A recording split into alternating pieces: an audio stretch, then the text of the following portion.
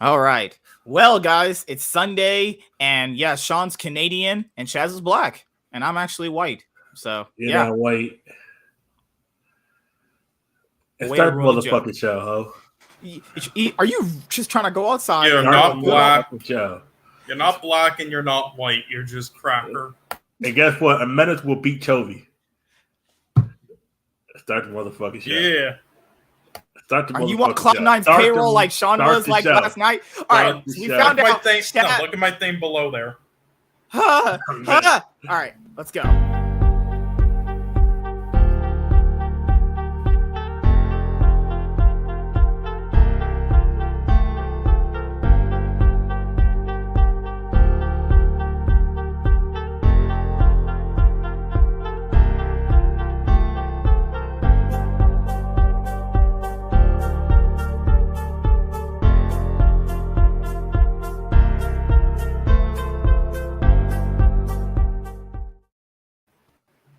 And what is going on, everybody? This is the Cloud9 podcast, season 8, episode 2. Like I told you guys before, going to be beginning 2 episodes this week for the Cloud9 podcast. Thought I'd give you guys some extra content this week because I am on an unpaid vacation from YouTube currently again. And yeah, we're going through MSI 2023 like we did yesterday. So make sure to watch yesterday's episode if you missed it. Today, we're going to talk about JDG versus BLG. Ruler putting his massive 9-inch Korean cock just right into BLG's mouth. And, you know, Cloud9 kind of cleaning up Golden Guardians. And then NA Academy basically dissolving. It'll still be there. Just won't be funded by the people that actually kind of run the game, which is odd. But, all right. How was your day, man? Because you went to locals, right? No, I had to work today.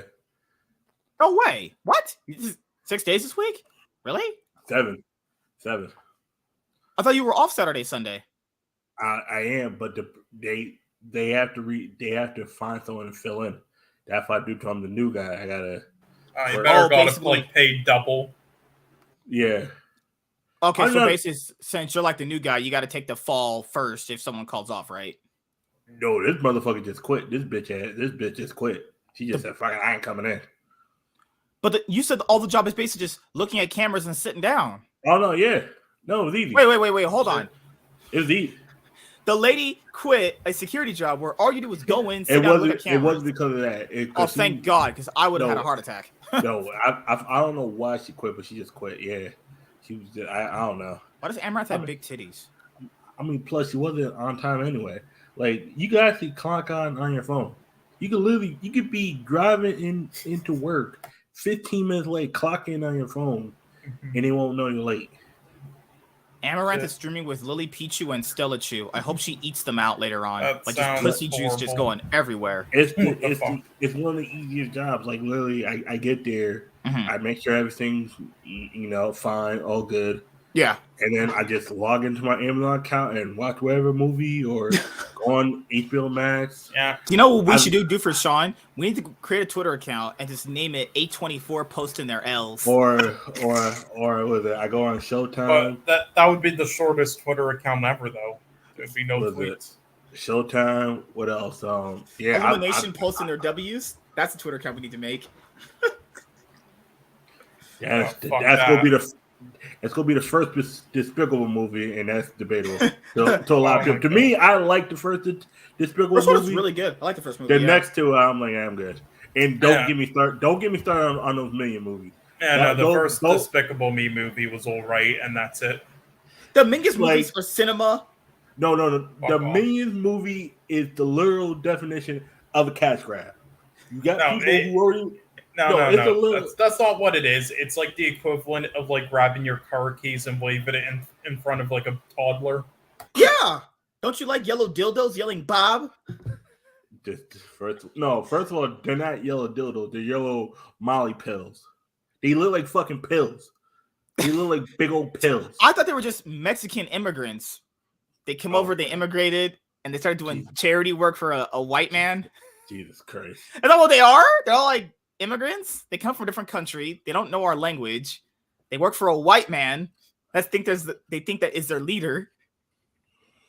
They want to take everyone's jobs.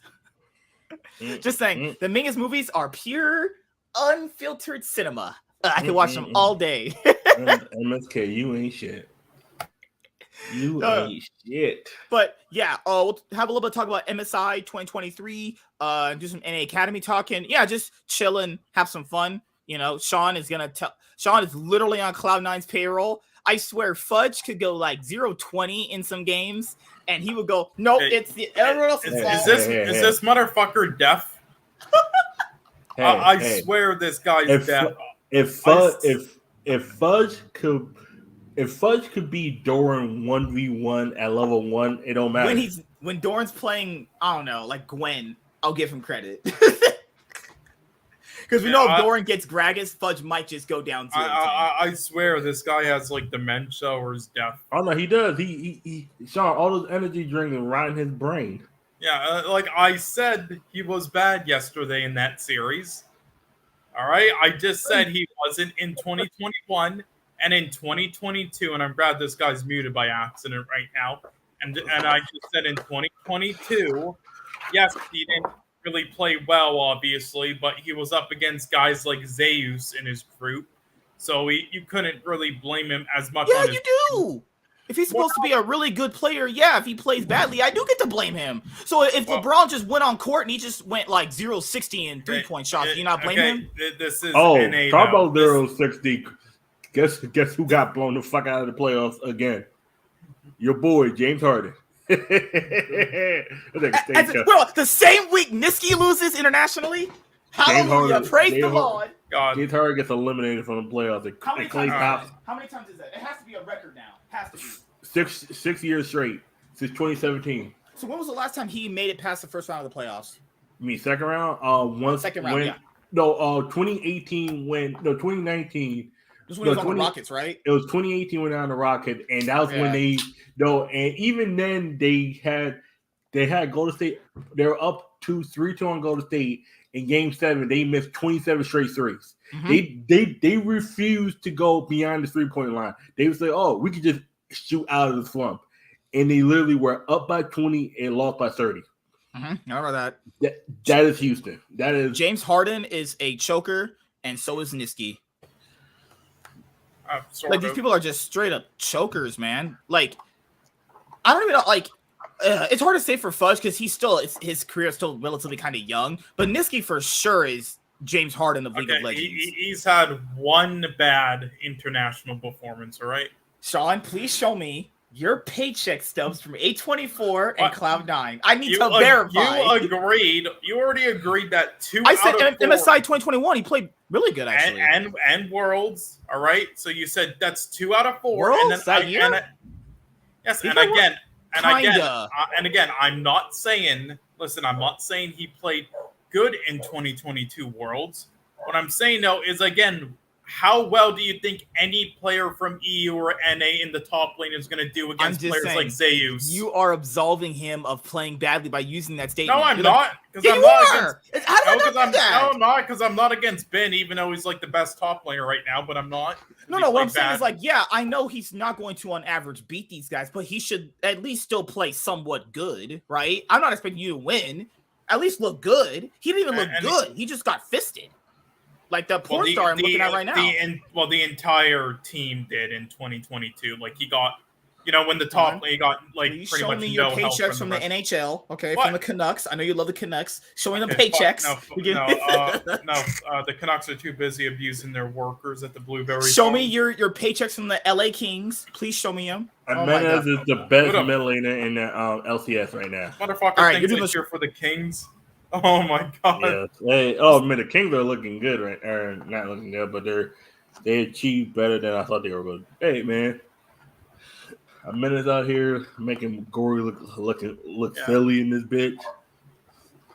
I mean, yeah, whatever. He pretty much achieved that though. Besides this international tournament, at least against Ben so far. I mean, again in 2022, the entire team was garbage. So. Even if he did play like up to that standards, he still wouldn't have looked like that in the game when the rest of the team around the map is 2 and also against players like Zeus. In 2021, he played really well to the point where like he pretty much was the best player on Cloud9 for a good a good majority I of their remember run. that Lee Sing game. Well, against, he was really good Damwon. at in 2021. If you remember, top Lee Sin was an actual pick you could play. It was really fun to watch. He Everyone tends play to Lee be Sin. good with like that Gwen and now he oh, just plays whatever and loses. What to was everybody. that? What was that champ again? He was good with this He played. one. I don't know why Fudge doesn't play Gwen. He's actually a really good Gwen player.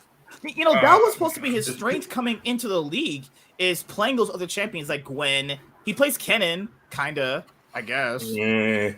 Kennen, he's not that good at. He should stay away from that. Where's his Camille? Like, I want to see Fudge play the picks that we usually see him play. Camille is he really plays good Aatrox very well. I don't see why they don't bring out these other bruisers, and he was known to be the guy to bring out these other top lane picks also, to fight other Renekton, people. he was also pretty good with. He's good on Renekton too. Oh no, his Renekton is disgusting. So like that, you know how we were talking about versatility and learning, just is like really Broken good. Blade. Remember when Broken Blade pulled out Cassiopeia and he put his fist in Chasey's ass? That's what the Western teams need to do. That was hilarious watching that gank they tried doing against Broken Blade when he was playing that. Like Broken Blade hasn't been like great all year, but if the West needs to have picks like that. That's where you're gonna get your edge at. Do people really think they're gonna get an edge playing Stann against Genji? What happened? Do you agree though with what LS said though, where the only way to beat them is that, but also to play for side lane and instead? Yeah. The problem here is that if you run into a team like Genji who also plays side lanes very well, that might be very bad for you. Because remember, Genji, even though they might not be beating you in lane, they're playing the map very well. As long as you don't run into a team that does that very well, that could work too. You'd be just playing like 1-3-1 comps, right? Just doing that. I don't see why they don't do that more often. Like, there's plenty of strategies you could do outside of standard. I know the thing is to play the meta when you have games like this and Yu-Gi-Oh! And a lot of other games, but you know, sometimes if you can't beat someone else playing it, you gotta try something else. It's not working for these guys. Literally, if T1 faces Golden Guardians and they play standard three games in a row, like Golden Guardians probably loses those games in 5 minutes. And I want to say about Golden Guardians, we're going to talk about Cloud9 in a second here. I want to give a huge shout out to Licorice. If there was an MVP, I could pick between both NA teams. Licorice definitely showed up massively. I was so happy he played that well. Oh no, he was the best player on Golden Guardian. Like if you were to do if you were to pick like an all-pro team from Golden Guardians and Cloud9, Licorice, he stepped up really well this international event, and that's something I didn't expect. And I think Stixay was the MVP. You know what's crazy? Everyone knew Stixay was going to get gapped. I even said I literally said yesterday, he's going to get gapped by Berserker. Jeez, this man. Oh Lord, I was watching the game. I almost had an attack. He played Zeri. He got 3 kills. He couldn't even kill a Jinx at 10 health when he's used his ult as Zeri and had the Q on. And don't forget once they first got to the bracket round, who was the first team they went against? JDG. JDG, yeah. JDG exposed them, embarrassed them. No, exposed them not even a word. It's like they literally just. What's that upside down sex position where the people get fisted in? They did that. I can't say that for YouTube. They did downward. The one where the girls pile drive. You mean pile drive? Yeah. So where the girls put their legs over their head, but it's not on the bed. It's like on the floor, and they're going facing like that. Wait a second. Their legs are. You talk about their legs are like behind. Yeah. No, that's not really a sex position. That's I mean it's a sex position, but that's like yeah. So basically, JDG were the person fisting in that way. You mean pile drive is more I'm pretty like sure it's pile driver. Yeah.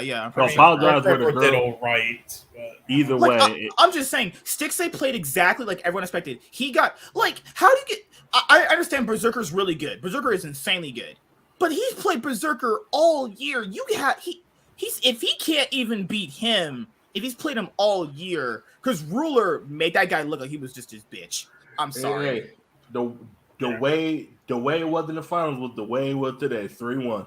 I remember people said, "Oh, Stixay's playing good. He beat BLG in 1 game." Yeah, the only reason, as we saw today, and that one game Elk just missed positions. Elk just missed positions. And that if Elk doesn't miss position in some of these games, BLG can win them. The only reason why Golden Guardians even won was because Elk just missed position. And don't forget, Stixay wasn't the reason why they won. That was Licorice. Yes, he was actually the reason why they were losing the game. He looked like fucking Spawn against him. Oh god, Yeah, I will say River. I think he kind of played like Malrain in that series where Oh he god. was down loads of CS, but he made good gank play. So Yeah, That, okay, but he was River. down loads I of thought he CS. that guy played looked like this guy's toast. like River. He played much better when he wasn't. When River was at other MSIs, because I know Sean's watched those. He played way better. I don't know what was about this MSI. He usually plays pretty well at MSIs when he goes.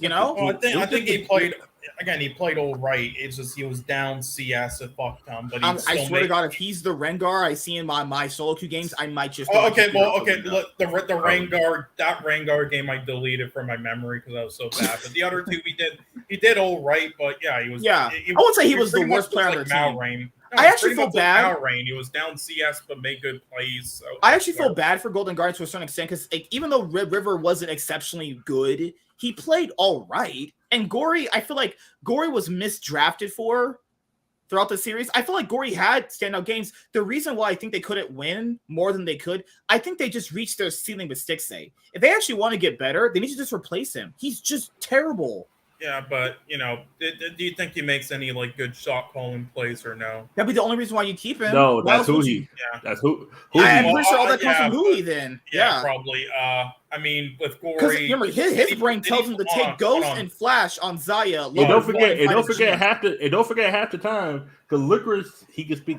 enough Korean to understand the other guy. Stixay is on the island by himself. These guys be speaking Korean across him, and Stixay's just literally there in between them playing his fucking lane. That's the life of Stixay, Yeah, because it has to be a respect thing, right? That's always the problem with Stixay, though. He's always just as good as his team is. He's never like great if his team's bad or bad if his team's great. He's always just on the same level as them and gets carried.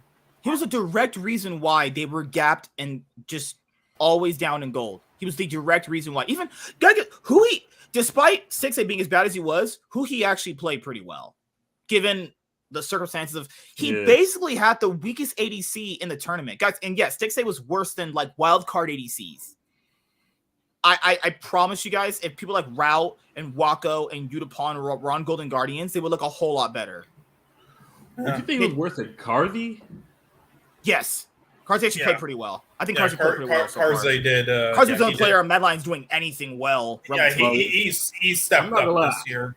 I think Go to Guardians did better than Mad Lions. No, yeah, they did. Yeah, sort of. Yeah. Yeah, they're probably. I mean, by record wise, I mean like. Okay, okay. We'll measure it this way: by game, by expectations, or just what? Mad Lions was higher than Go to Guardians. We knew Mad Lions if they went, they would get destroyed. Though I had like no vision but not this. We didn't see them getting 3-0 by G2. Not like that.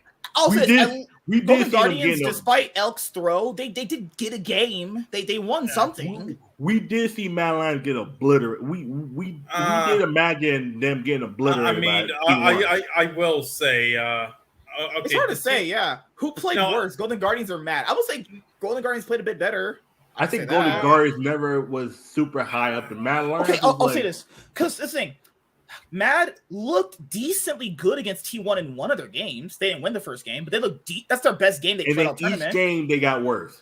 They lost their confidence. If you can't even win that when you're 10 guys, they're 6,000 gold ahead. If you can't even win that, they went from what? I think it was 34 minutes to 26 minutes to 17 minutes. Yeah. They started off beating Gumayusi. Like Karzi had the best laning phase against Gumayusi at the tournament. He was the only ADC that's been able to just straight up 1v1 him. You know, I will say that what's kind of interesting at this tournament is there, besides the 2 out of 3 games of that Mad played against T1 in their first round, I would say that for the most part in the top 8 bracket, even all the losing teams, they have at least made each game competitive, even if they lost. Like every Golden Guardians game against JDG was at least competitive. They made plays. Some aspects, they were at least toe-to-toe against them for a certain period until they got gapped. I think Mad Lions only looked competitive when Karzi actually got kills. Because I don't think they did anything outside of Karzi being on Aphelios and Jinx looking good. Yeah. I mean, would you say Hillosane had a good tournament? Good. No. He usually looks way better than that, too. I mean, he and there's not much you can do. Yeah, I mean, he didn't int, and he like made all the base. But the he did Hillsing all that the everyone basics says well, they but, like to see, yeah. literally, if Hillsing plays the way he usually does, I think they might get a few more wins. But the last people have to understand the last 3 best of 5s Mad Lions has played internationally, they have went 0-9 with the same mid jungle. I would say That's with really this bad. one, also Mad Lions, like the EU teams more than the West has got bad draws. They just okay. First round, just put all the worst teams versus all the best teams. Whoa, hold on. What else are you gonna? What else were we gonna get though? No matter what Chinese or Korean teams they face, they would get beat. Come on. At least not in the first round. But yeah, in the second round, you gotta go. The only one that I think had any chance would be G2 versus BLG. Like I said before, I don't mind watching Gen G versus T1, but if it's an international event, you can see them fight later on. I want to see NA versus EU at least. Can I get that? You know, like because we've already seen all these matches before. Oh, okay. I hate you. You know, I hate that format. I'm saying that like. Every prediction we made was right. JDG were going to clean up BLG. You know, Mad were going to obviously do bad.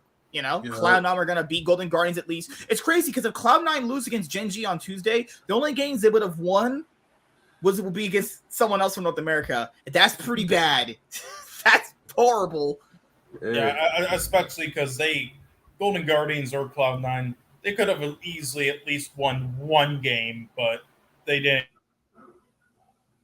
Because it's hard to say, like, how much do you value Golden Guardians' win against BLG? It's just pretty much, if you value that pretty good. Yeah, well, I was going to bring that up because that's pretty hilarious if that's the only win an NA team gets. But they did get 3 against each other. Yep. Jesus. Oh, yeah, that'll be they won a horrible series. Tournament. Imagine that. Well, let's say Gen G 3-0 Cloud9. Let's just say that. That's pretty much probably what's going to happen. That means the only 3 wins Cloud9 would have ever gotten in the tournament was against Golden Guardians. That's pretty bad. You know what? That's terrible. Hey, you know what? That's still better than Mad Lions out here. Could sniff a win. Oh my god! No, you know what? They couldn't sniff a win because our Lions. They couldn't sniff a win. Really? No, listen. Technically, listen. Cloud9 has now tied the record for the most best of 5 series wins at MSI for an NA team, you know? Yeah. You know, what these an competitive wins, though? Yeah, what an accomplishment. Because, you know, before I love this bracket. No, I don't. I know eventually we're going to get different teams fighting. I know that. I just don't want that to be the opening matchups. I have to see matches that I've already seen. No one wants to see a regional round 2. Because regional shit you can watch throughout the year. Summer split, we're gonna see Gen G and T1 fight again. It's not like we're not gonna see them fight again. Yeah, but I mean, we're gonna get those anyway because they're the best. I just don't want them to be the initial thing we see. That's all. That's just me. You know, like I'd rather much see like BLG fight up against Gen G. Like imagine waking up to I'm gonna watch Mad Lions be competitive against T1 and them motherfuckers an hour and a half later it's like, nigga, what? I could have just watched VODs. Okay, so hold on. 17 minutes.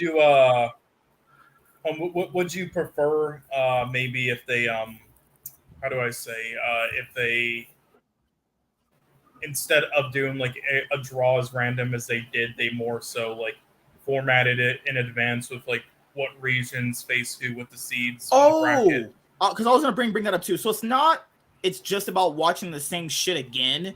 It's mostly this is what they do, and I was gonna explain this last episode, but I'll explain it this one. What they should do is have the NA and EU teams fight each other before they face the LCK and LPL teams. So I think moving forward, I like what they changed the MSI format. I think they need to make one more change. Well, 2 more changes. I think that the LCK and the LPL teams, obviously not the same bracket, mix them up. Have them fight each other when they get their round set. I think having NA and EU teams fight LCK and LPL teams puts them at a direct disadvantage, just kind of like how minor region teams have it against us. You know, like there's because in CS:GO, because you want CS:GO a little bit, right? Yeah. You know, they have an introduction kind of format where the worst teams can kind of like scale up with the event, despite it being really, really grueling. They should kind of have that at MSI. Like, don't initially have NA face Korea if you think it's just too bad for them. Have them fight the second best EU team or the first. Hold on. What if they you know how the format in LCK works for like the world's how do I say I forgot what they call it again, but the bracket tournament that they do to decide what the last two world spots are for LCK. You know, that like tournament with the 4 teams and the lower bracket. What if they what if they do that in different groups with those 4 regions, LPL versus LCK, and then LCS versus LEC possibly. Oh. And then the 2 that make it out of that enter a top 4, you know, So here's how it would go. And then, so you know how we just got to the minor league region teams? Mm-hmm. Get them played out of the way. Get them. They're about to get knocked out. I mean, it's Brazil, guys. There ain't much going on there, right? So they're got a chance. No. Yeah. What's up, Jerry? How you doing, man? So R7 got to get a chance too, about Mexico. All the minor regions get a chance. Right when they get their chance, because you know they're not really winning a lot of games. Have NA and EU fight each other. So have like first seed NA fight second seed EU, and then vice versa, right? That way you give the seeding some mattering, right? First faces second, and then vice versa for EU. Whoever wins out of that is not eliminated, but they get the harder opponent from the LCK or LPL. I think that's fair, right? So if you lose, you get the harder opponent. Then if you win, you get maybe like you think the easier opponent. This is in theory, obviously, because Riot thinks all the seeding is the same. Riot legitimately thinks that RNG should be with playing against Mexico. That's bad. But just imagine this. Just imagine if Riot was consistent and put T1 in the playing stage because they were the second seed in their right. Like how much that would have gotten. No, that happened last year. They won games in like less than 10 minutes. It was horrifying.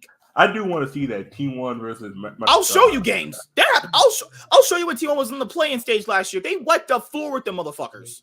I want to see T1 versus Utapon and they had that last year, and they wiped the floor with them. This one, Gumayusi had a bad tournament. He's still beating people. Gumayusi at his worst is better than Utapon at his best. Just keep that in mind. I want to see that. Imagine if the LCO was still in the playoffs, man. LCO versus LCK, like just they lost in 3 minutes. you could put LCK 8 seed and probably be LCO. So people are gonna probably ask. So somewhat like Rift Rivals? No. Something where basically, I think it's better if these teams ramp up to fight the better teams, but Riot doesn't see it that way. Riot sees like T1 second, so that means they're about as good as Golden Guardians. And I don't know why they think that still after all these years, but that's just what they think. It's bad. Wait a second.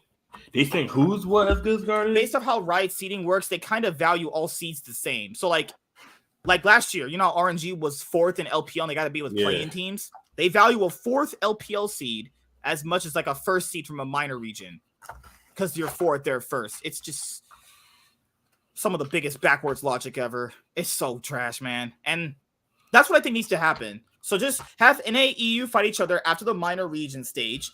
Call it like best of the West showdown. Call it whatever. I don't care. Then whoever loses out of that faces the worst, the more better opponent in theory out of. So like then after the NA, EU play, have LCK and LPL play. The losers out of that face the losers out of the NA and EU round. There you go. That way, because I'll say this, so I'm not defending Mad Lions, but imagine not playing a stage game in 2 weeks and your first game is against Zeus. It's like, bro, you're just gonna get absolutely shit stomped. Now, in theory, if you warm up, it might not look as bad, you know.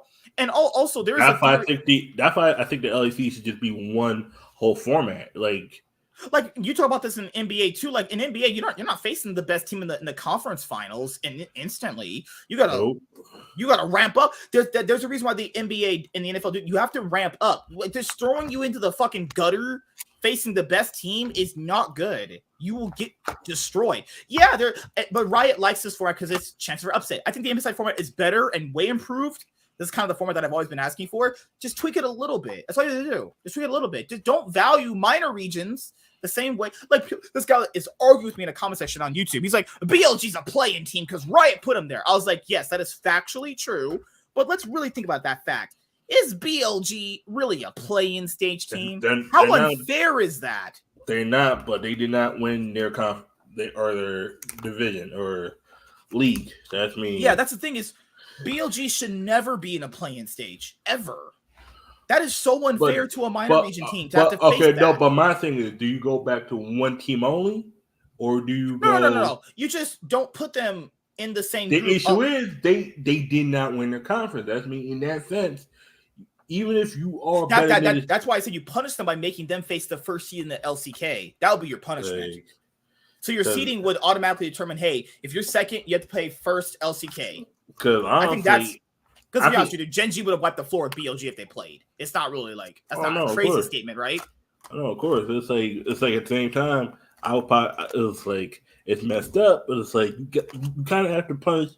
Even though they are from a good conference. How fair do you think that is for the minor region teams to play against BLG? That's just unfair. It's not fair to them, but it is a fair thing. You did not. Okay, because a minor region team look differently than a major region team. A major region team gets 2 wins because they have a higher pedigree. A minor region team gets 1. That means your minor region, say R7 is the best out of there. You gotta go against the second seed. And some people might, we can beat them. I'm like, because you're first seed in your conference, but it's kind of like a team like NCAA basketball. It's like it's like UConn going against Florida Gulf Coast. Like the fuck, what? Because we got more wins, or we won our conference. UConn was the 4th best. You think UConn's afraid of motherfuckers? Yeah. So if you want to make it.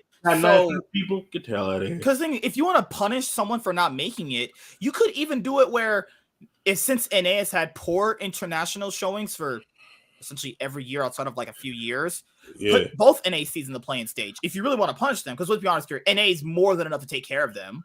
You can put both. That punishes LCS. Both your teams are in playing stage because you suck internationally. And you keep punishing them until they play better. Because we know the NA teams are more than enough by just stats alone to prove they're better than the minor region teams. Have them face the NA team. If you're going to punish the minor region team, I would say do that. I think being like Rainbow 7 and fighting BLG is just, it's just so depressing looking at it. But I mean, Riot values each seat the same. Or what I would do is, Actually, I got a slightly better thing.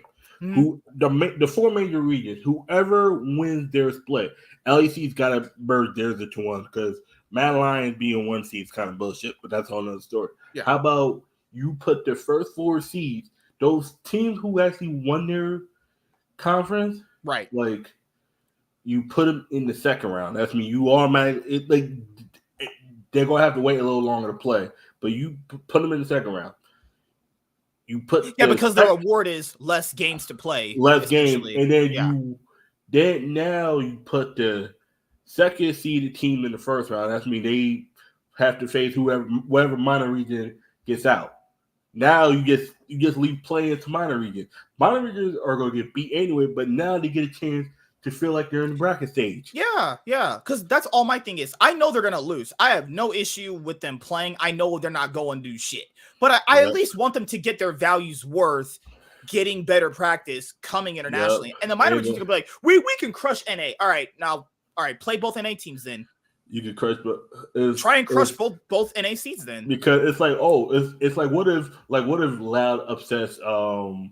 Loud upsets go to Guardians, and then we beat go to Guardians. We could be anybody, and then you get stuck with a motherfucking JDG. Okay, all right, cool. Yeah. So what better ways to play out for them? Them getting stuck with JDG to play first, or playing Golden Guardians? It's just like you want them to kind of feel like they're getting a chance in the tournament. Yeah, because that's it. If you win and your first team you gotta go against is a T1 that's hungry. Oh shit. Yeah. Okay. So the way you would punish, how would you punish minor region teams that do badly? Okay, the minor region that always does worse has to play the first seed from NA. That's how you punish them. Yep. If you want to, in theory, punish them for their weak international showing. That's what I'm saying.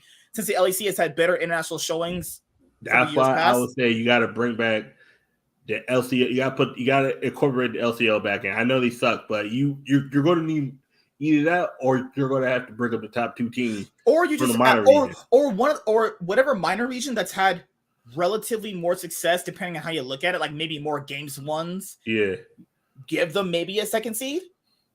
Yeah, that too. Depending on which region always plays better out of the minor region teams. It usually was always Turkey or PCS. So also, how many minor? It was the VCS. It's 5 teams. That's mean what you do is you'll have them beat up on each other, and then like whoever like it's like you can have like the best record, the best second place record out of the teams. They make 8, and then all right, cool. It's like to me, it would be better if they still had the LCO, Turkey and Russia, so like a little more. Yeah, that would just be more even. But it's like you take because it's 5. It's 5. Yeah, the thing here is if you want to maybe give one of the minor regions an extra team, I'd be cool with that. I think that's fine. Because let's be honest here, if that minor region team, if in theory, if one of their teams is the best, if that second place team can't even beat that, let's be honest here, they're getting knocked out easily. Or my thing is like the first couple of days is you pay a bunch of BO3s. Whoever has the best record gets the fourth. Like what it would be is LCK be first seed, LPL be second seed, LEC be third, and LCS be fourth. That means if you are the winner, you get the 4th seed. And then whoever's come to last, guess what? You're getting fucked. You got 4th seed. Whoever's the 5th seed just gets knocked out. That's me. That'll probably be either R7 or they could even do it where if the minor region team before they come to the event, they play one BO5 in the tournament to see who gets that second seed. Yep. They could do that. And A&E, you're going to do it later on this year to figure out who's going to be our 4th seeds. I just think there's a world where this format's really good, but let's be honest here. In A&EU compared to these other guys is a still big gap here. I think introing them into the event by playing each other, obviously punishing second seed, going up against a 1st seed in theory is a whole lot better. So you get to see Mad Lions versus G2. So we're not wondering, hey, who's better? Well, we'll see who's better if they play, right? You'd have Cloud9. Cloud9 face G2 because G2 will be second from spring. Cloud9 face G2, little spice like that. And then you have the LPL ones. You have T1 face BLG, Gen G face JDG, right? Then obviously the losers out of those, they get fucked because you lost. Now you face the harder Korean or the LPL team, So let's go over. Now your first round is because you got 4th place in this playing tournament, you get T1. Oh my god. Loud. I know you just won all the minor regions. Here's T1. Good luck. Oh, here's JDG. That might be. What's crazy is like that Brazil teams love that heavy skirmish style, but JDG will get down and dirty with you, and that's not good for them. Getting down and dirty with JDG is not good for the enemy team ever. Of course. Would you prefer it if? Would you prefer the MSI format if it was a little bit more like the older format, but still with like a lower bracket? You mean like BO1s with the lower bracket, right? Well, no, hold on. I mean, if the team makes top 4, it could still have just been top 4 with a lower bracket too. That'd be fine with me.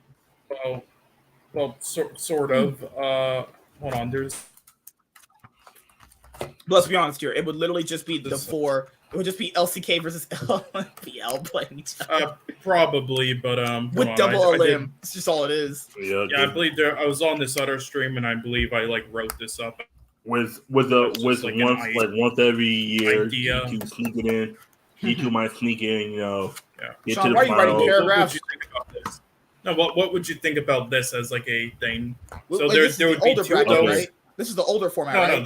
No, this is a new like made up one. So look at the top one. So there would also be that for LCK and LPL. That would be done before they enter the main top 4 bracket. Oh, so you're okay, doing what I was doing, like introing the LCS and LEC in yes, together. yes, Okay. but there would be only 2 teams that make it through. So it could be Okay, out of those 4 teams. So it could be the LEC first seed, LEC second seed, but only 2 of those out of the Western regions and the 2 Eastern regions make it. Yeah. Okay, I see what you're saying. Yeah. Yeah, So you have one place 2, one place 2 on the lower side there. Yeah, and then you have a losers bracket from the teams that lost in theory, and then they face each other, and then they'll win. Yeah, okay, yeah, I see it. Yeah, I mean this is fine too. Yeah, this is pretty much the same thing I was bringing up earlier. Well, I mean, would you prefer this more? They get more different matchups. Yeah, no, it's fine. I just want it to be a world where, like, because everyone knows China and Korea are the best, So since we know we're going to get banger games out of them, like they're going to play good, I would like to see a little bit more NAEU at least, you know? Yeah. Like, let's be honest here, they're not winning this event. If they do, I don't know, eat my fucking shoe if Cloud9 wins the event. But, you know, you just want to give an incentive to have these teams fight each other more because, like, they're going to, I don't know what the effect might be. Confidence might be better. You know, you can at least not be like the pressure so much on you facing the best team of the tournament instantly. Yeah. You know, it's just other ways that could mentally benefit these teams. Because remember, Mad Lions' first series had to be against conceivably the best team in the world, which was T1. I forgot at one point T1 was considered the best team in the world. Not even the best team, the most hungriest team. Don't forget how they lost. They literally drafted like dog shit and still won. They let Elyor draft Lee Sims 3 times and did not give a fuck. There was series in the LCK where T1 literally drafted like straight up dog shit and still won massively because people were that bad. Game 3 was in and he still won the 17. Just put in Intensive said he misses watching OCE teams, and I don't. No, I agree. It was kind of fun. It wasn't. Well, listen, they had a lot of great talent. They just had garbage coaching staff. Yeah, they just had garbage coaching staff and no support from Riot. So you're saying if we could coach OC players, we get a world championship team out of OC players? No, but we would get great teams and great players as we have. In OC. Yes, there have been many good players that would be great in NA if they got proper coaching staff, like as we already had with Fudge and FBI. Let's go over the Cloud9 GG series a little bit. So this was kind of basically a point in the series where Berserker just made him his bitch. This is just purely disgusting. It's a part of the game where 6A started popping off with a quadra kill at least. It might be a little bit before this, a little after, and Berserker still outplays him. It was just abysmal to watch. I'm pretty sure it's right here. Yeah, okay. So we got 2 kills. They already lost the fight. Berserker was dead in this fight, so it's probably a little bit before. I think it was. Okay, what is also... Have you guys noticed this? Everyone's noticed this. What is with Baron throws this MSI? Every Baron is stolen! Everyone! Because Asia teams, mostly LCK and LPL, they practice Baron steals. They practice those shit. Just remember that. That means and don't forget, they scrim against some of these teams, not all the time. Actually, you know what's crazy? Because usually LCK teams don't really take too many scrims from NA and EU. Blabber and the Travis said they did, and he said his T1 scrims were over pretty fast. Yeah, because he said, holy shit! Because because he said at one point, they will if they see a small gap in the back or the front where they can sneak in, and they wait till they get about to 1200, they have one person on top attack, and the other one the jungle smite, and that's how you steal any opening. You give them an Asian teams take it instantly. You give them an inch.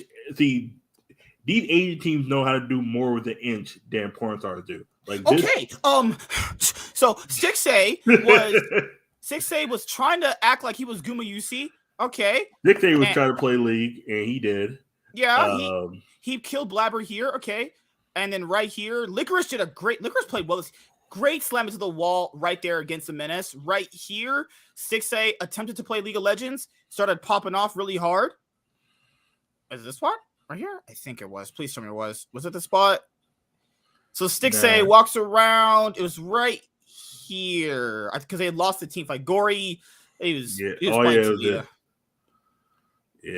Yeah, okay, right here. This is when he pops his ult. Yeah, okay. He started going off right here. Well, look how much of a big advantage. He missed everything. Stixay, what are you doing? Oh God, that's so disgusting. He's so lucky he was playing Zeri. Look at what he did there. Berserker with the fancy feet.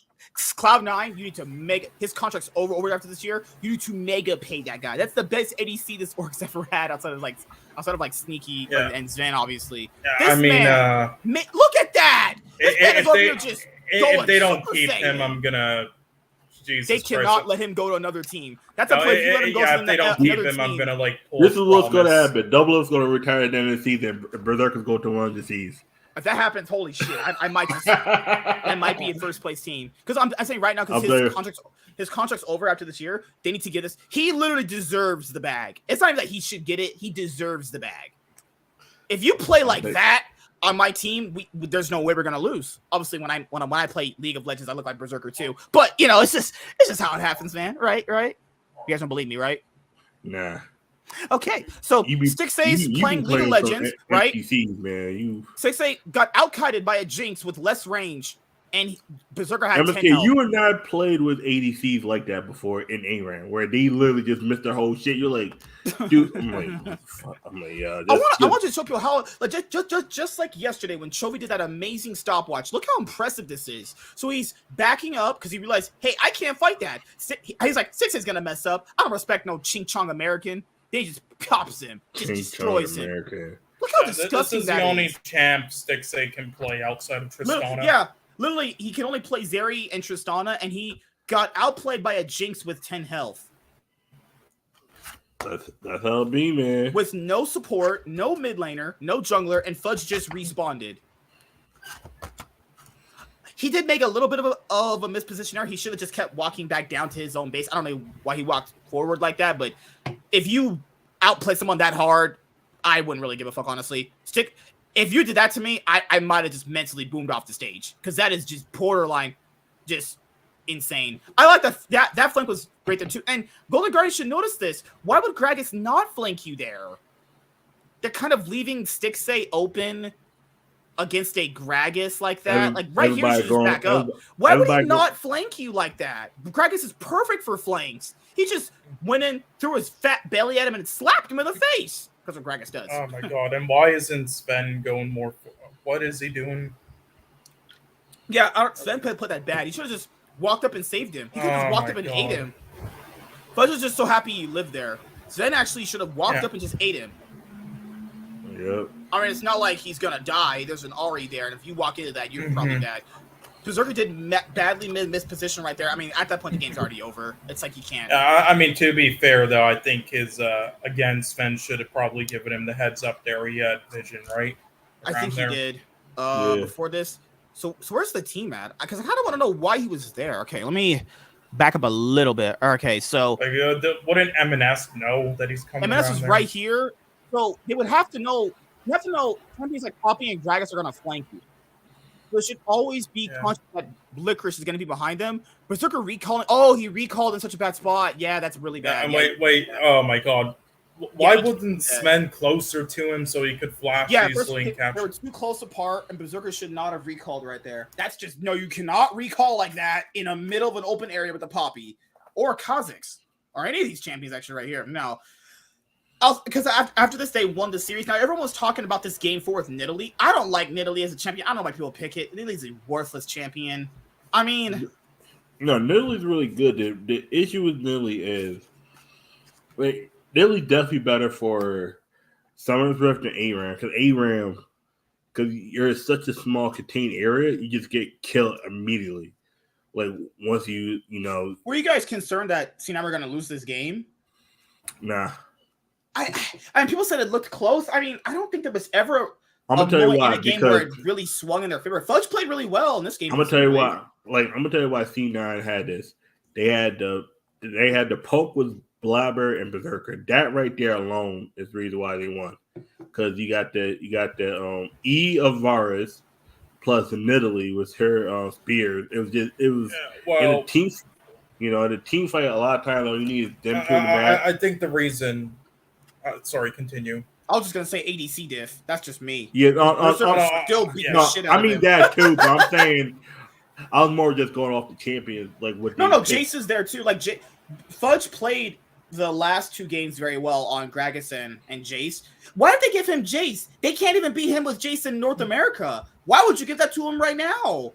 That's why I say it's a lot of bad drafting. A lot of these teams do. They're probably thinking, yeah, he can take Jace. He won't beat us with it for 1,000 times. Oh Lord. Yeah. Well, the reason why I think people were saying that is just because of the comp, I guess. Because, I mean, with the champions, I mean, Gory and who he have. I mean, even if they're 10K gold behind, is that you?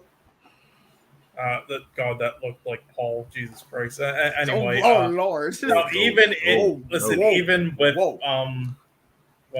with the 10K goal behind. I mean, with those coffee, never know what flank you could get, and we've seen it before.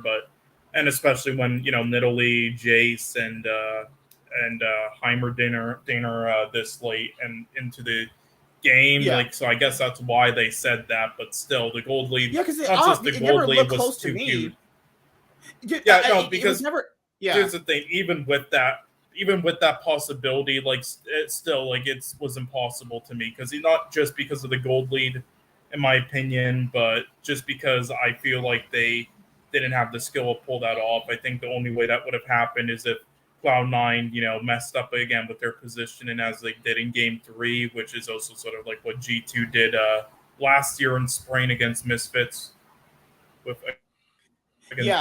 for this comp, if you want to have another knockup, I think the better knockup to pick is like Diana. I don't know why teams don't play Diana if you're going to play Yasuo. G2 did it last year. You could play Orin with Yasuo. You could, in theory, still play Xayah, hoping her ult knocks people up for you to go. I feel like the Yasuo pick was pretty useless in the most part. I don't know where you get your knockouts from outside of Rakan, right? It's just Rakan that does it, right? Oh, Poppy can kind of knock people up. She does it with her ult if you do one charge on it. Yeah. Yep, the issue with Licorice was kind of missing sometimes. It was like... Yeah, he missed a lot in this game. Yeah, and at that point... And that's why the team needs another player. Because Licorice, he played really well in the tournament, but if he had the one-off game he's had pretty much all tournament, someone else has got to step up. And he's not on a champion where he could just dish out a bunch of damage, Yep. So yeah, the Golden Guardians, their season is over now. They got really, really far. I mean, this is way better than literally everyone expected. They defied all expectations, and they got to MSI as a second seed. They got second place in the split. They beat 2 teams everyone thought was going to MSI, and the ones you see. They literally did everything that people said they weren't going to do. I think, you didn't win anything, but you can at least go home with your head held up high. They got a game off BLG. That should definitely feel good about. Yeah. They should feel good about that. Licorice got more wins than Mad Lions. Jesus Christ! Just throwing all the salt in the wound. I'm shitting on that. That's an open wound. Chaz just poured some salt in there. I'm shitting on the LEC because my main issue with the LEC is y'all gotta go back to one fucking split. The spring and summer. This winter shit because G2 gets the second seed, but then them motherfuckers do better than the 1 seed. Get the fuck out of here. Oh, yeah, true. Concealment, yeah. Golden Guardians made it MSI, cheaper roster than TL and Fly. Steve out here spending literally millions of dollars on a roster. Literally millions. Golden Guardians made it to MSI with probably the worst, like ADC. Like, 6A was, like... And we knew Stixay was going to, fall back. Fudge is actually this tall. I've seen this guy in real. This guy is actually this tall, and his dick is very big. I can tell. He's got at least 10 inches. How would you know the second part? He's got a deep voice. I don't mean shit. He's packing 12 inches in there somewhere. I believe he said that him and Sven are both 6'5" or 6'6". Yeah, they're taller than me, and I'm a tall dude. Yeah, no, 6'4". Laura, can I put my face in your butt? Your pussy stink on my face? But stupid. You're stupid. Also, People will say, what about the JDG versus BLG series? Here's the analysis. Diff. That's just I what it literally is. woke up, watched game 3. I didn't even need to watch the first 2 games. I already. I'm not even kidding. It's just Knight and Ruler diff. That's all you need to know.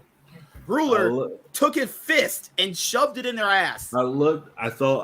And Gao getting exposed. Oh, I love it. No. It's Christmas. I love it. I woke up to watch the third game. They said the game started like 7:15 my time. It was over by like 9:50. I was like, you gotta be kidding me. This is fucking shit. I mean, to be fair, what would they not expect though? Like that series went exactly the way I thought it was. Jake Ruler is going to expose Elk for his. If Elk just positioned better, he played really well. I don't think he was still going to lose. He was still going to lose. Yeah, I don't think he's as bad as people make him out to be. He's actually really, really good. I thought BLG was going better. I thought BLG was going to take a game off there. These motherfuckers. At least, yeah. These motherfuckers got clapped. Because this guy said, "Is he on par with Guma, Pays, and Ruler?" Okay, I don't know what on par is supposed to mean by that context. No, but on par is supposed to be like. Are they on the same good, level? Right? Yeah. No. If he fixed his positioning, he might have. No. He would look better. He wouldn't run it down more. No. Even if he's just straight up no, not right now. He needs more time. Also, he's young, isn't he? Like 19. Yeah, he needs to. Nah. He's got to work on some not just positioning. He gets leads, but he doesn't really push them as hard as they could. Like when Ruler got those leads, it was over. GG. It was GG. When Gumayushi got those leads, it was over. When Pays got leads, it was just nights out. Except he's playing at Philios. Then, when he gets leads, it's like, yeah, there's a world you could see this guy blowing a motherfucker out. But it's where he gets when he gets into those skirmishes, when he has a lead, he takes too far steps too forward. He's then in the wrong position. He doesn't dish out enough damage on the right target. Plays so aggressive that he forgets he's still an ADC with no escapes, So you have that too. We're predicting tomorrow's matches. What are tomorrow's matches? No, there's no matches tomorrow. It's Tuesday. All right, Tuesday's matches. My only day off. I'll be waking up and watching matches. Oh, don't you just love it? Jeez. G2, BLG, and that's what I mean. We're gonna get matches Cloud9 all through Sunday. The tournament will be finished by Sunday. Yep. Winners finals on Sunday. All right. Tuesday, you got G2. We finally get the matches that we want. G2 BLG versus BLG. Is there a chance G2 upsets? Part of me wants to go copium and say G2 3-2. You root for the West more than we do. I feel like you would. Hey man, I like G2, man. I like G2 a lot too, man. But fuck it. All right, I'm going full copium. G2's winning. I think G2 3-2. But there is a world where BLG does clap. No, that's probably a world where the BG fists them. BLG just claps them 3-0, probably 3-1. My prediction: if Caps becomes Caps from Spring Split, they're getting 3-0. I got Caps. If Caps could just somewhat come back to form against Caps need to go back to 2019, 2020, or else this team's getting clapped. If Caps literally just comes back to form, somewhat of what he used to be, they can take down BLG. BLG is you can take them down. They're not. They're runnable. Gen G versus Cloud9. These guys have been faced each other in a best of series since 2021. Last time it was a 3-0. I want to go copium and say Cloud9 3-2, but I'm gonna go Gen G 3-1. I'm just saying right now. I'll say this right now. This is a bold prediction. If Cloud9 get momentum for beating Gen G, they might actually go to the finals just based off that momentum alone. Maybe. If a Menace comes out and actually could outlane Chovy, I can see Cloud9 winning. Okay, do unicorns exist? I'm saying in the world. Well, I need Berserker. What's that like Chad meme on Twitter people use? The Giga Chad guy who's like really buff. Berserker needs to become like that guy.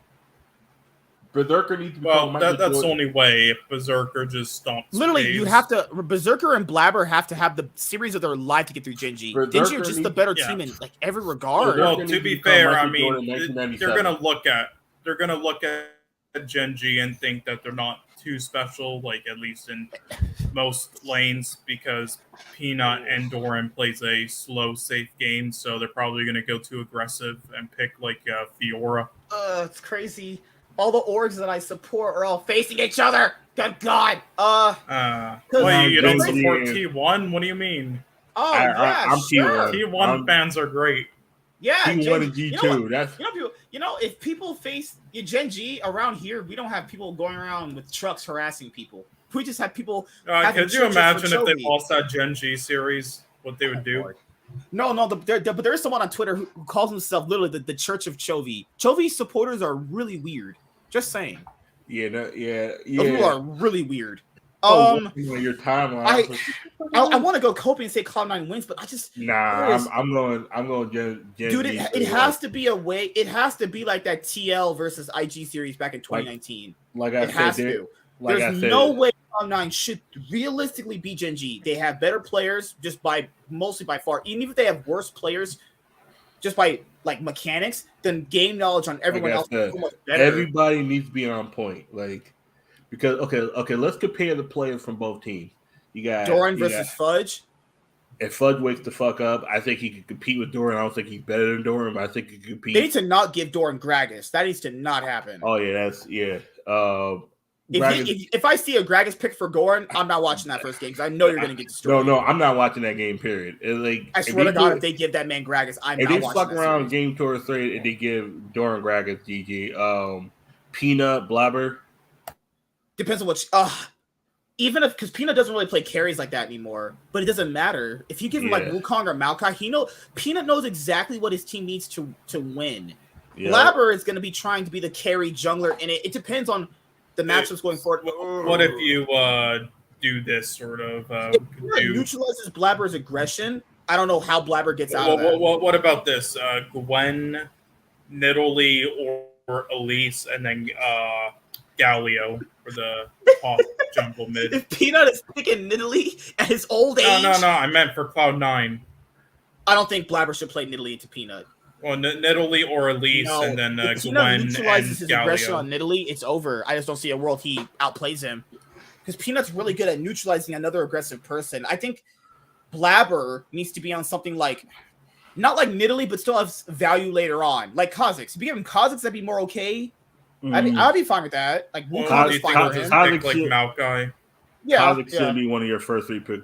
Like you gotta see what Peanut's game. I would start Blabber off on like Maokai or Lee Sin. I want blind Kha'Zix. That's enough. If you can start Blabber off on Lee Sin against Peanut, and if he does very well on Lee Sin, I would still give it to him. Okay. But they need to win, and like I'm not even kidding. They need to win under 25 minutes. If Gen G get in late game situations, I don't see a world they win. Honestly,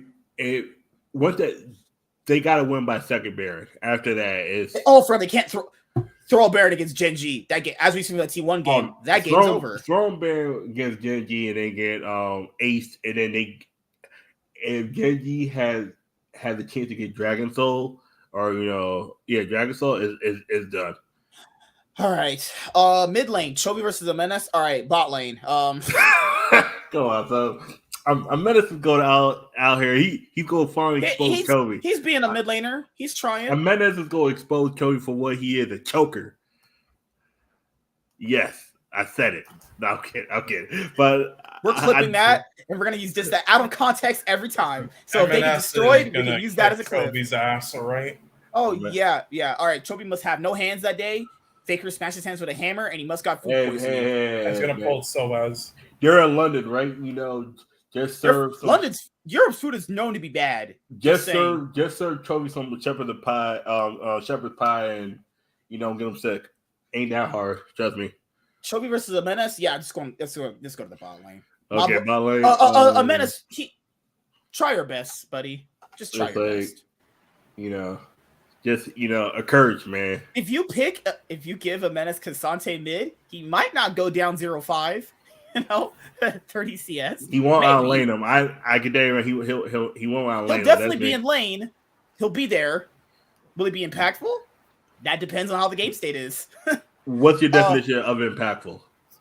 Not losing. Will he not die level 1? No. I mean, in the T1 series in Game 4, when Chovy roamed first on the map plays, that's what I need a Menace to do.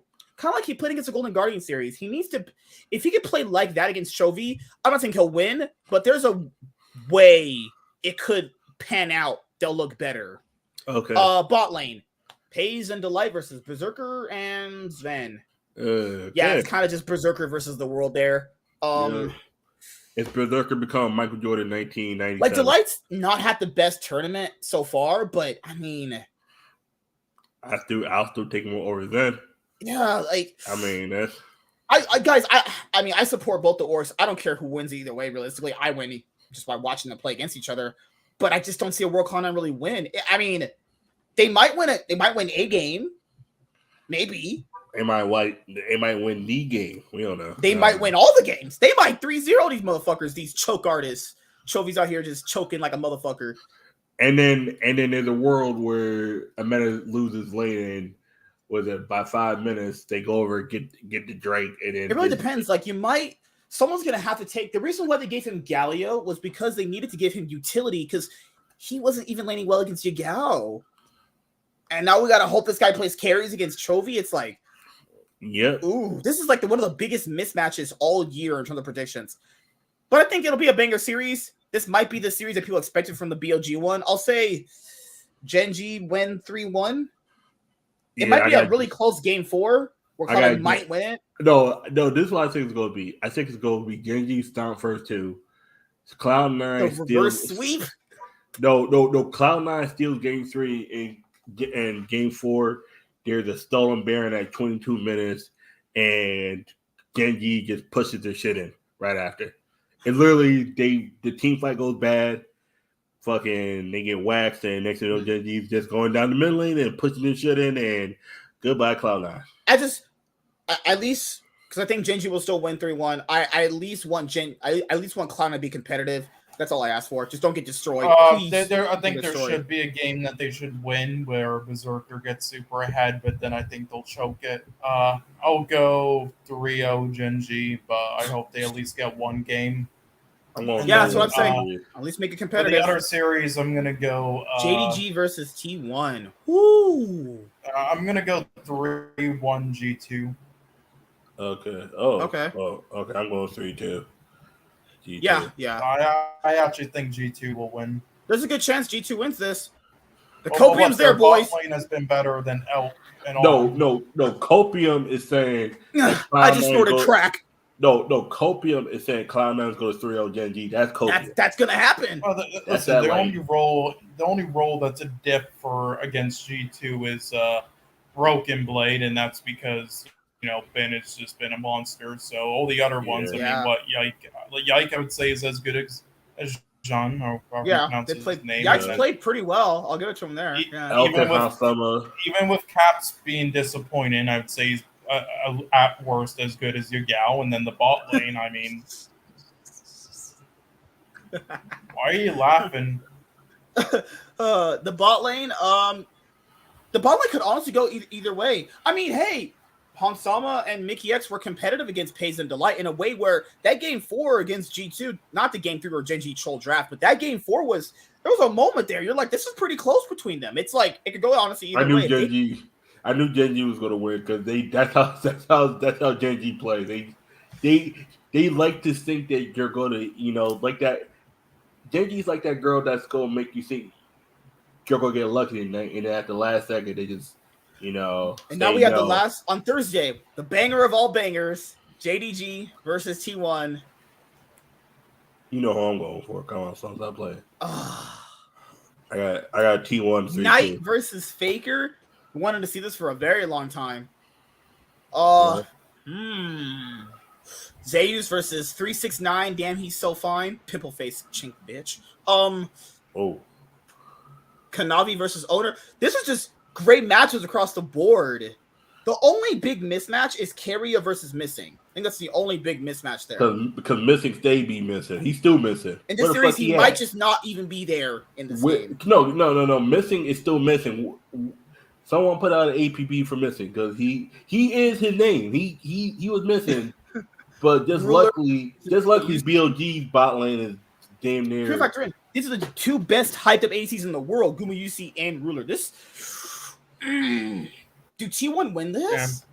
I see T1 win it, but this won't be easy. This will not be easy. I'll say this right now: if T1 if they went the floor with these guys, I don't know how you lose the event. I don't know how you lose being that good. Okay, they if actually T1 beat wins, they JDG go straight. T1 wins, it'll they be a go straight to Sunday's the match. finals. Yeah, no Oh, more. semifinals. Yeah. They go straight to the finals. Yep. They go straight to the finals. They're in the upper bracket finals. Remember? That's me. If whoever wins goes straight to the finals. Mm-hmm.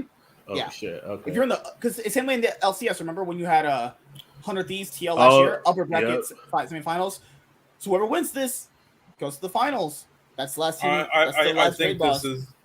I think this is going to be the finals again, but I can see that too. Yeah. Hey, they got to get through Cloud9 first. Cloud9 about to get their whole shit stomped in. So. Look, the problem is I don't think we actually know how good JDG is because they haven't really had any competition yet at this tournament. What do you They mean? had Golden BLG. Guardians destroyed them. Okay, Jesus Christ. Yeah, no, they've had like literally the two weakest teams at this tournament besides Ruler. Mad. I turned my camera. What kind of bullshit, nigga? Was you watching? Embarrassed Ruler. Was you watching the same shit that we was watching? Embarrassed that Korean clown. Come on, man. Yo, Cole, what's MSK smoking? I don't know. I think he's watching too much AMRA. Ah, crack. Yeah, listen, they've had literally no competition, so. First of all, Stixie barely handled Prince. Was barely able to get past Prince in the LCS. You think this? You think that? Okay. Copium. Lay off the copium. Like, I'm just saying though, if Golden Guardians can embarrass the LPL first seed, hey, the sky's the limit with T1, right? I'm just saying. It is just, I don't know. It is hard to put a pin down on JDG's I want level. this series to be 5 games. This should be about as good as Gen G versus T1. Well, I expect at least that. I'm saying, here's the thing.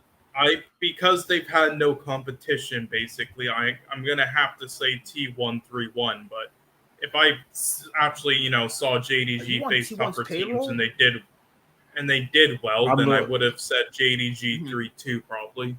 I'm going T1 3. I'm going T1 3-1. I think. Well, I like JDG as well, but this is a really this is a tough one. Yet.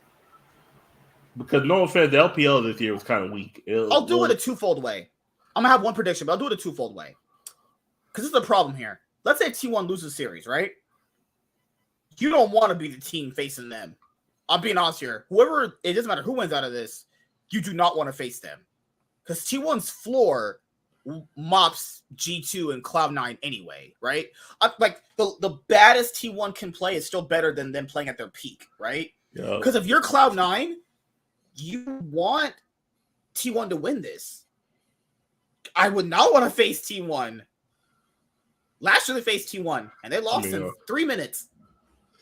They said their T1 scrims are horrible. Yeah. That's why you do know that when the teams go over to play in Korea, they don't even face the actual T1 teams. They face the academy teams. It still gets scraped. Just remember that. Yeah, the academy Korean teams just manhandle NALCS teams badly. Like they said. Remember did you watch that Breaking Point video? Essentially, I'm finishing it up right now. It's really good, isn't it? Really good. Yeah. Remember early in the Breaking Point video where Lorlo and Dordock, they said they went over to Korea and they were facing Challenger LCK teams. They were getting mollywopped. Challenger teams. The only team, according to LS, that actually won a game or actually won the series was 100 C's. And that was mainly because of double lift and Busia.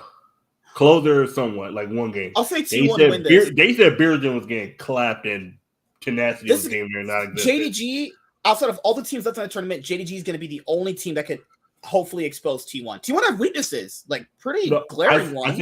I think Gen G too. I think only Gen G and JDG that can expose them. I'm going to tell you right now, if T1 makes the finals, the only team that has a chance of upsetting them is JDG or Gen G. If Cloud9 gets to the finals, Cloud9 might lose in 15 minutes. Like, no. Matter of fact, no. Cloud9's gonna lose. They should be honored to even be in the finals. So the Cloud9 make the finals. Cloud9's better than Mad Lions. I'll say this. No, if Cloud9 make the finals, they should actually go to church and pray that teams like Gen G and JDG play that bad to the point where they got to the finals. Cloud9 makes the finals against T1. This is the one thing they need to practice. They need to put somebody in front of the Baron and someone behind the Baron. Oh, also practice has Amenes open his man pussy and put poop in his butt because that's what he's gonna get fucked. Yeah, first of all, why are you shitting on Amenes, man? Come on, son, man. I'm just saying. If Cloud9 make the finals, I don't know what kind of shit Gen G and other teams were doing, but they definitely shit the bed. They got clapped by Menace. You know, he's way better. Clapped by Amenes. Oh Lord. Oh Lord. Every NA team, once they get back to America, they need to learn how to proper position themselves in a barren pit. Because if we go to Worlds and one fucking NA team loses another motherfucking Baron, everybody needs to get their ass kicked. I think. Did I say T1? Oh, I really want to say JDG. I'm going T1. It's just such a close series. The problem here is I think T1. I think T1 has more like T. There's something with T1 right now. I think that whole Gen G game, because think about it, they could have 3-0'd. They look like they have the best read on the meta too. T1 could have 3-0'd and they threw game 3. Can we keep it a buck? They threw game 3. I think UC throw game 3. There was points where the whole team, because you remember half of them were low health and they're still trying to take out the towers. Like, what the fuck are you doing? No. I'm talking about the game 3 where they lost. Where like, dude, but you have to keep in your mind that Gen G comp is never out of the game. That comp is great scaling too. T1 was trying to finish the base half health. What the hell? Oh shit! You MSK, you there, man? I almost got mugged by my ghost. That motherfucker went black like the Sopranos. All right, so T1, I'll say they win against JDG 3-2. This is gonna be an epic. I hope this is as good as Gen G versus T1. If it, because I'll be honest here, if JDG, I think Gen G will come back and win. I mean JDG. Yeah, if the only two teams that can expose T1 are JDG and Gen G. Yeah, Gen G and JDG. Because if Cloud9 make a miracle run to the finals like DRX did last year, I mean, holy shit, would that not be hype? That'd be insane. But it starts with a Menace, Clap, and Chovy. Place your bets now? And you see, and you see this would actually be a tournament this time. That means something. Yeah. Oh, yeah. Oh, Lord. Oh, we're not going down that road again. Well, because there was actually more than like 3 teams and the lower. Well, China can actually attend the event this year, unlike just staying at home and playing. Ben was playing in his pajamas, guys. For MSI. Yes, they literally won because of pin advantage and T1 draft and like they better than me. They better than me because if I'm playing from home, I'm getting them head while I'm playing. I'm like.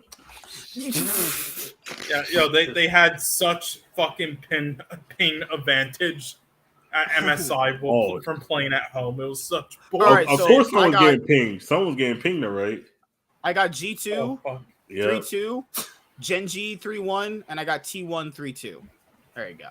Yep. All right, guys, that's pretty much it. Are we gonna have an episode on Wednesday or Tuesday? Really depends. Honestly, since I don't have a Nightwing podcast this week because, vacation. We probably could just do an episode Tuesday night covering the G2 BLG series. We could probably just talk about the challengers and just finish that up. We do gotta talk about that. Oh, shit. Fuck. Okay, we'll just do our one take on it right now. We talk about it more on Tuesday, too. Yeah.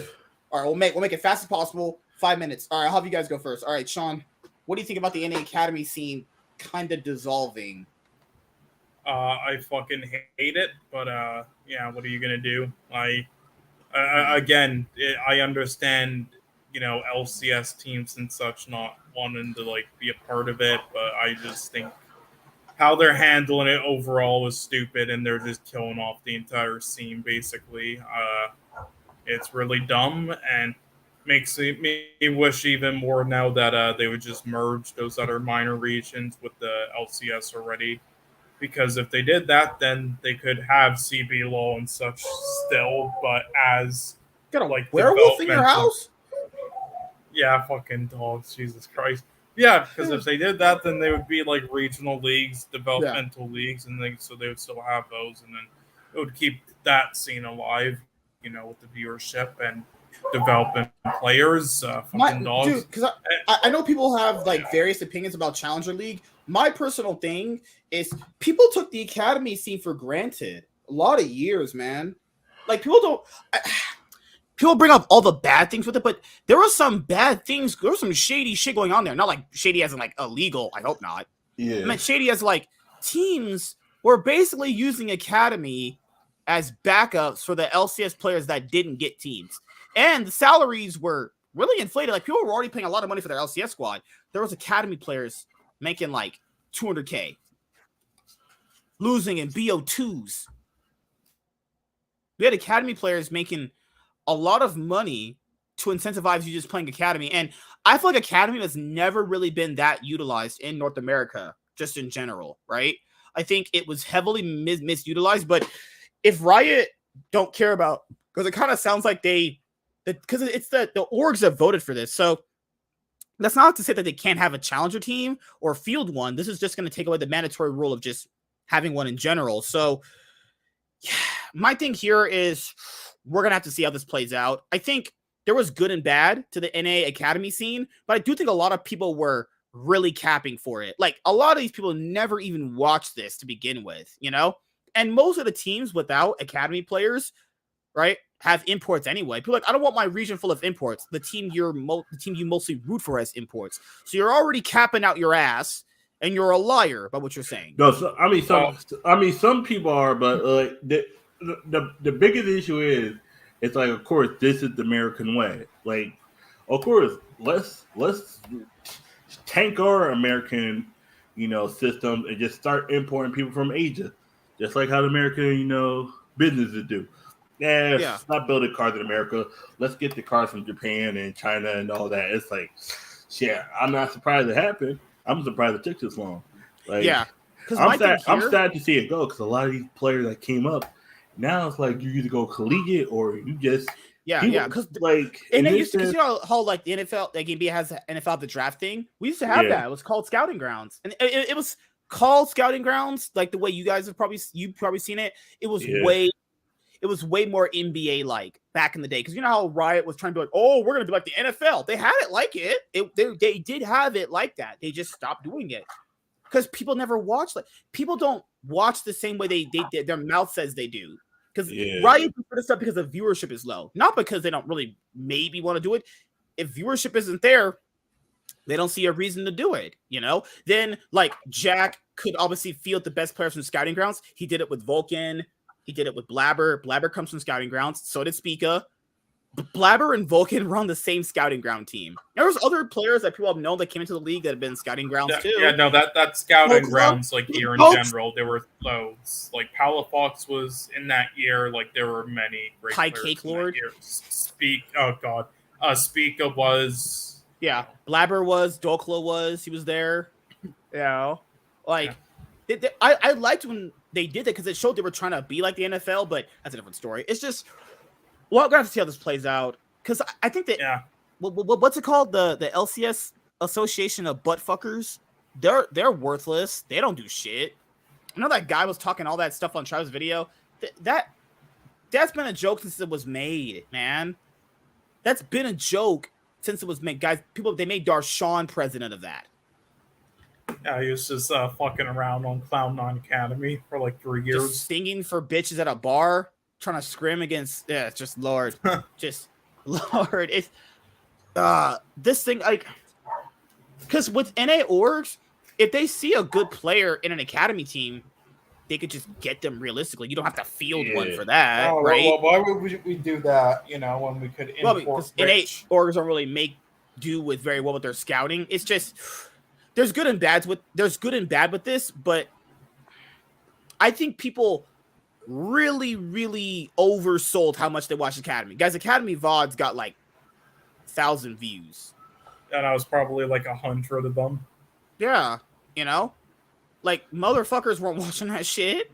I've already about to cap to my ass. It was actually a pretty chill, stream. So on Twitch, I miss them. I because of watching League. Yeah, no, it's because of the low viewership. The chat was actually pretty chill. Instead of spammers, there's actually people, analysis and conversations, and there were a lot of pro players and people from different regions because at the time it was pretty chill. Did you see what Niles said last night on Twitter? He said the reason why Tenacity failed in the LCS is because 100 Thieves brought him up and they tried to make him into a tank player over being a hard carry.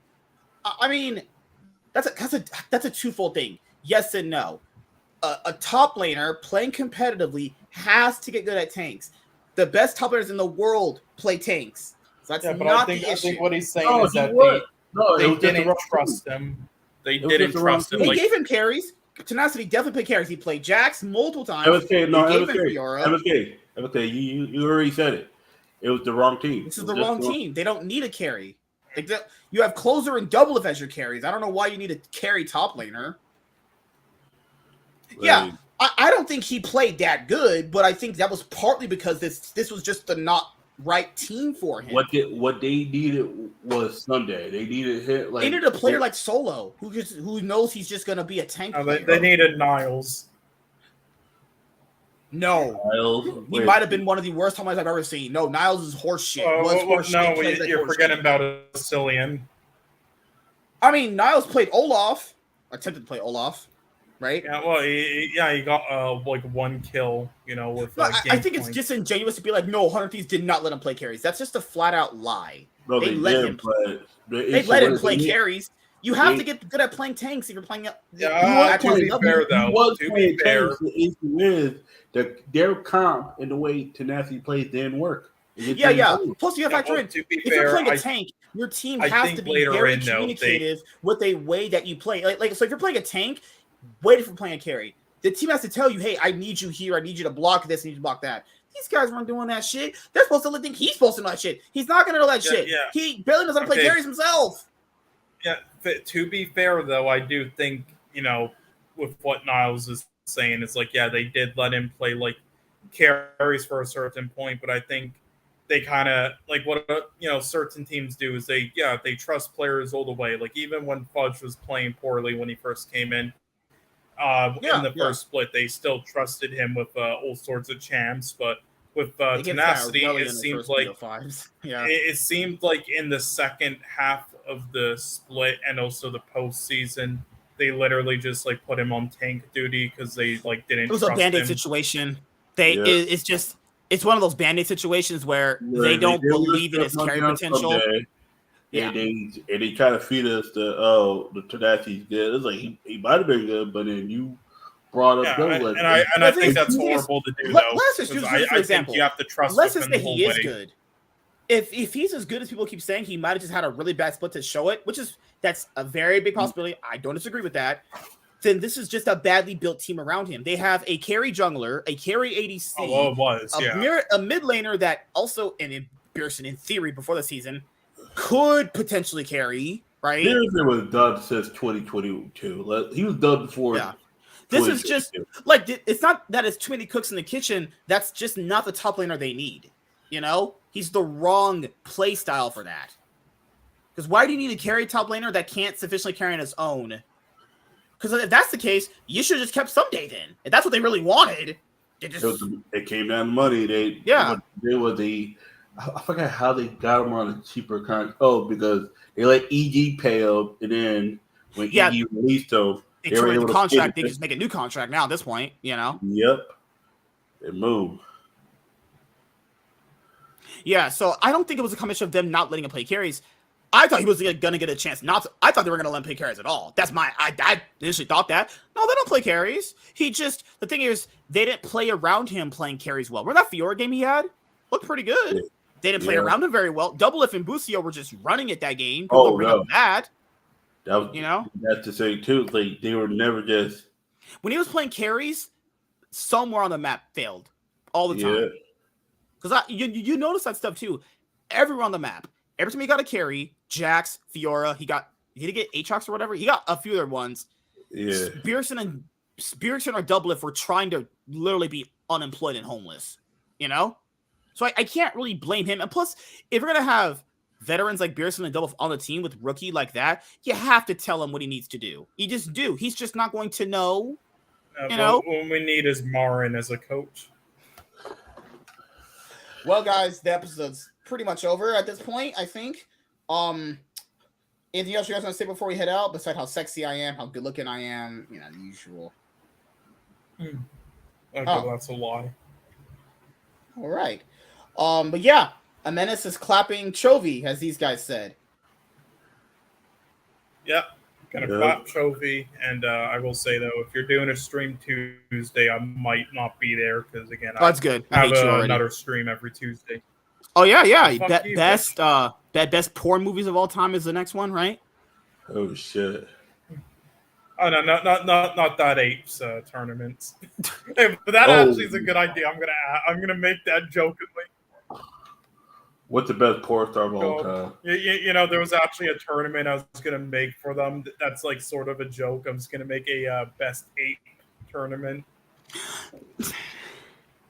The best ape is King Kong. The best ape is damn. Yeah, I'm gonna add all the 8 movies, and then look, I'm gonna add all the 8 movies. I'm gonna add 62 of them, and then I'm gonna add 2 though that are like something like maybe like a Joe Rogan documentary after his 8 comments, and then maybe like a Candace Owens documentary. And then Lord, okay. So you're saying Candace Owens is the best monkey of all time? I mean, she does like white potatoes. Hey, they might vote. Lord Jesus, have mercy, please. Yeah. Are you gonna do a best movies tournament of like all hood movies? Oh wait, you already did that. You're the only person that knows how they work. The white. How ironic is that? The white person knew more about hood movies than the black people. The most about the hood movies. I'm like, how's that not funny? 2 of them.